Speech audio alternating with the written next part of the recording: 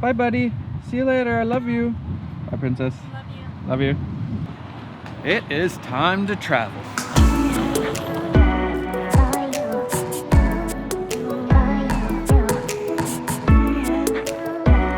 I flew so much last year that they let me into these lounges now here. I just come for the drinks, and in this case, some fruit. Thank you.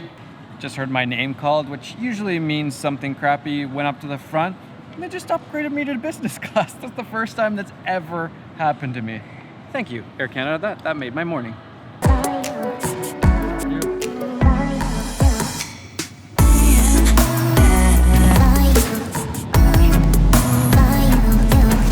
Welcome to Dallas. Please make sure the physical passengers It is hot here. It's like there's like a hot blow dryer on me right now. I'm in Texas. I guess I should explain why I'm in Texas. I'm here in Texas in the Dallas area. I think Weatherford to be more exact.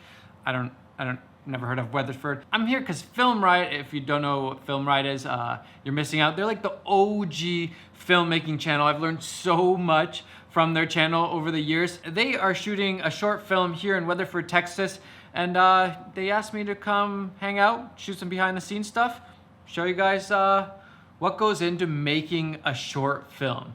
See, for me, I've kind of been going back and forth recently about what I want to do in the future with this channel and in my filmmaking career in general. There's times where I just want to make more raw doc style stuff, and then there's times like this last week going to TIFF, Toronto International Film Festival, watching some great movies like Ford versus Ferrari and Honey Boy.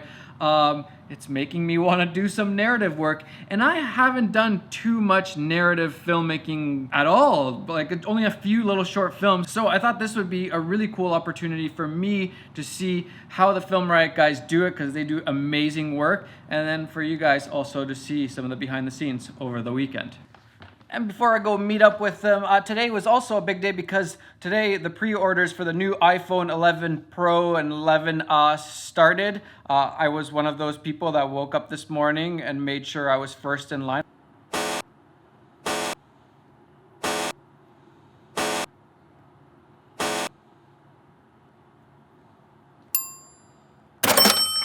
I think that's the first time I've ever done that, actually. And I thought I'd do a little bit of a Q&A because so many people have been asking what I think about the new iPhone 11 Pro.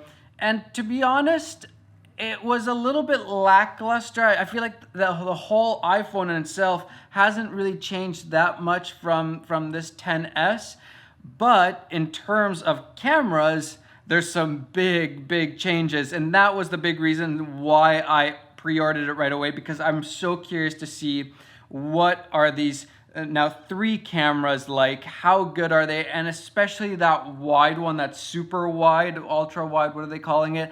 That to me is really exciting. I like that wide field of view, so I'm really curious to see how it actually performs. And I'm also curious, does the new iPhone now replace a GoPro or an action camera in certain circumstances? A lot of people use a GoPro to vlog around and that kind of stuff, not specifically for action stuff. So I feel like the iPhone would really change the game up in that area. 4K 60 and all the cameras, that's really great. And then I'm just curious to see, is there any big software updates with the cameras? For example, with the 10s, I all of a sudden realized how crazy the HDR is in video. It's unbelievable how much dynamic range a little tiny sensor like this can get using the software HDR.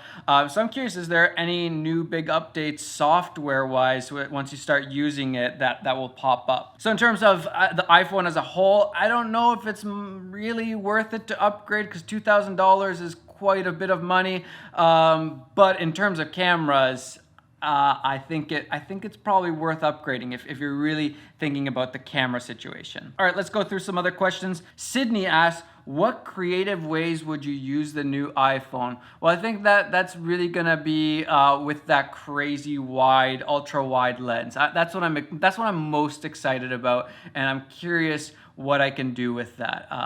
Yeah, we'll have to see. Sam1393 asks, what made you switch to the new iPhone? Well, I think it's the cameras. That's pretty much the only reason. I mean, better battery life, that helps too, but the cameras. A-Train asks, what color iPhone did I get? I got the space gray. I wanted like a matte black, but that'll do. Laurent Berg asked, are you going to use the new multi-lens recording on the iPhone, like recording Matti and Pete show or a quick Q&A with people? Yeah, that's a really interesting feature that you can actually record on multiple cameras at the same time on the new iPhone. I'm a little bit skeptical. I feel like there's gotta be a downside to it or some sort of like catch, but I'm definitely gonna test it out and see if it is legit. And if it is, then yeah, I could see some really cool uses for that. So we'll see. Tori asks, will I do a review about the 90D when it comes out? Yes, I'm already in the process of getting my hands on one. Hopefully I'll have one pretty soon so I can review it for you guys, because that thing is pretty interesting. It's pretty impressive, at least on paper, which is not normal for Canon cameras. Aaron Bagel asks, when are we gonna see an actual collab video with the straight pipes? That is something that's definitely going to happen. We have a few ideas. I'm excited for that. If you guys don't know the straight pipes, you should check them out if you're into cars. Yoshith, Yosh for short, apparently, was asking when I was starting out, how did I find my niche on YouTube? And really, I didn't really think about the niche. I thought about what am I interested in? What am I interested in and good at? And I feel like that's the way you should go. Find out what you like doing and what you're good at. Those two kind of have to meet together. Go that direction. Andre Restrepo asks, what's my daily routine like?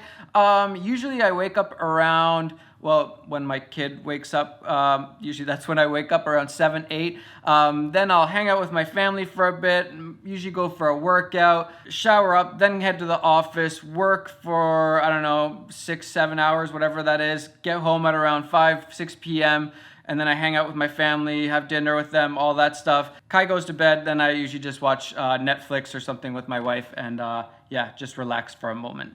Ooh, Nil S13 asks, if you had to build your perfect impossible camera, what features, specs would it have? Okay, like if we're being sort of realistic, I would say it's a camera that shoots in 4K, 10-bit or 12-bit would be great. ProRes 422 or one of the other flavors, up to about 120 frames per second. I'd have a flip LCD screen, a really nice log profile, tons of dynamic range, the most I can get, that would be the best. Yeah, it'd be nice to have things like 240 or 300 whatever frames per second. That's kind of secondary for me.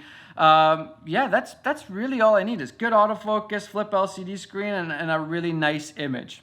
Jonah Arthur asks, do you plan on making some filmmaking courses? Heck yes, I am actually in the process right now of making my next course. But this next course that I'm going to be making is more about YouTube and YouTube filmmaking and how to grow your channel, all of the stuff that I've learned so far from YouTube. Because again, I want to be able to give back a little bit, help you guys out. So I'm going to take all of the things I've learned over the last 2.5 years of doing YouTube and put it into one course. So if you're interested in starting a channel, this will be the perfect course for you. LJ asks, are you going to work on a short film soon? Definitely. That's really been on my mind. I just need to find some ideas and some people to work with. DeJesus, or Jesus, I'm not sure which way you pronounce your name. Favorite photo? I think my favorite photo I've ever taken is that little bonfire photo in Norway on the beach. There's just something to it that I really, really like. Mike asks, what country would you love to visit and you haven't visited already, and why? I would love to visit Japan and South Korea, both of them kind of for the same reasons. I don't really know what it's like there, and I love their food. Like, I love Japanese and Korean food. It's so good. Honor says today is his birthday. Well, happy birthday, man. Freddie Dalton asks, what's been the hardest creative hurdle you have had to overcome? I think the further I go in my career, the biggest hurdles are really just inside your head. It's like, all of the things from comparing yourself to others, to feeling inferior, to feeling like you don't know what you're doing or you're not as good as these people or those people, and just kind of staying in your lane and just focusing on your own work and not overthinking things, just making the things that you want to make. That's, I think, been the biggest creative hurdle. Tenzin asks, how does it feel to be upgraded? It didn't really feel like much, to be honest. They didn't even give me the meal. They said I could be upgraded, but they didn't give me the meal. I still appreciate it though. There was a little bit more room, but that's about it. Marius asked, how long are you living in Canada? At what age did you move from Finland? Do you ever consider coming back to Europe? I've gone back and forth between Canada and Finland a bunch of times. I was born in Finland and we moved to Canada and then back to Finland and then back to Canada and then I moved back to Finland, back and forth a bunch of times. James Hunter, would you ever direct a feature film? Yeah, this is probably the ultimate goal of my career, is to someday direct a feature film. I didn't think I would say that earlier on in my career, but it's definitely a goal. Lee McLaughlin asked, why hasn't there been a Photoshop or Lightroom tutorial recently? Yeah, I don't know. I don't do that many photo tutorials in general. Filmmaking is just more my thing. But I have been working on my new preset pack for Lightroom. So I'm gonna make a tutorial on how I edit my photos and how I use my presets. And then I'm gonna launch my presets at the same time. Maybe next week or the week after that. Andy Coles asked, when's the next B-roll challenge? Yeah, we should do one of those. This one's pretty interesting. Daniel Bulov asked, how hard is it to earn enough money doing YouTube? Best regards from Big Fan in Denmark. I think if you're smart with your business, if you maximize your revenue streams, have a whole bunch of different revenue streams, I think it's not as hard as you would think to make money. Like you can make money, a decent amount of money, really early in your YouTube growth if you're just smart about it. But that's the hard part. A lot of people aren't that strategic. A lot of people aren't that smart about it, and they end up wasting a lot of time and effort. I would say at around like 20 to 50,000 subscribers, you can already make like a decent amount of money to pay your bills. Now let's answer a few questions from the Discord community. If you guys don't know, I have a Discord server. It's like a place where you guys can talk and hang out and meet each other. I'll link it down below. Code Zen asked, what was my first camera? It was a Canon 60D. Great camera, love that thing. Dutch Self asked a whole bunch of questions, but the first one was, how did I get into filmmaking? I picked up a camera and I made some videos, and next thing you know, I'm here. Director Jimmo asked, do I tend to check out some of your channels? That's one of the things I want to do in Discord, is have like a section where you can share your videos, share your channels, share your Instagram, and other people can see it, I can see it, and hopefully I can give you guys some feedback and help you guys out. I think it's time for me to go meet up with the guys from Film Riot. This is gonna be fun. I think I found it. I think the location is that house, not so little, up there.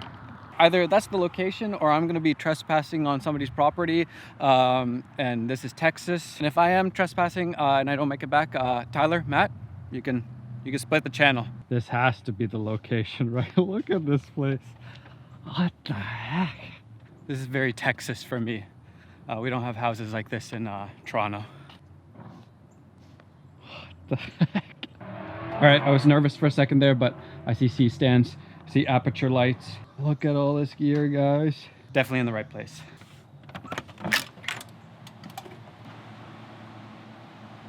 Hello? It is very, very dark in here, guys. Well, this is all set up for something. This is kind of creepy. I'm in this house. There's a bunch of camera gear, no people here.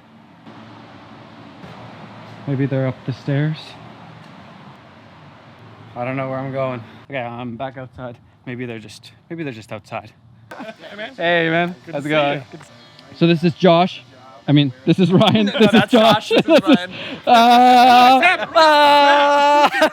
Bad start. These guys, this is Film Riot right here, and you guys are shooting a short film? Yeah, man. What's the short film about? Little tease? It's impossible to give a little tease. Okay, no tease, no tease. It's a drama horror, I can say that much. 2-day shoot, and it's a proof of concept for a feature that we'll be pitching very soon. So when this turns into a feature, you'll invite me to the set of the feature? Yeah. Heck yes? Yeah, bro. Can I get that in writing real quick? Talk to Josh. Can I? Yeah, I'll be right there. Josh? What? Did you have something to? Guys? Tomorrow I'm gonna show you guys a lot more of the behind the scenes of what these guys do, which I'm really excited for. I just wanna like sit there and watch, but I'll film some for you guys too. Ryan's gonna show me around. Nighttime. And is this somebody's house? Yes. This is somebody's. This is somebody's house. Incredible. And how did you guys get this spot? We got some location scouts, and they just looked around, and this was the only house that worked at all. Oh man, this is a wind-up film camera. You guys are gonna be Yeah. using that? Yeah, so we're gonna use this to maybe shoot some stuff for like end credits. So this is Chase brought this, and he brought Chase a the roll of DP. film. Chase the DP. So we're gonna shoot just a little bit of like obscure, up close type stuff that we can hopefully use for the end credits to give that extra, because it does have that certain texture to it. Yeah, that yeah. just digital just doesn't. I mean, you could match it, but it's just Yeah, it's cool not to the do it same. for Yeah, real. exactly. You know. This is the setup. We'll talk about that tomorrow more. Chase, what are you working on? We are starting the first shot, actually. We're just gonna pop off a quick exterior Ooh. while no principal actors are in town and we have some time. I still can't believe that's somebody's house. Josh, you gonna buy this house after? Mm-hmm. Okay, That's cool. the plan. With the money you make from this short film? Exactly. Yeah, okay.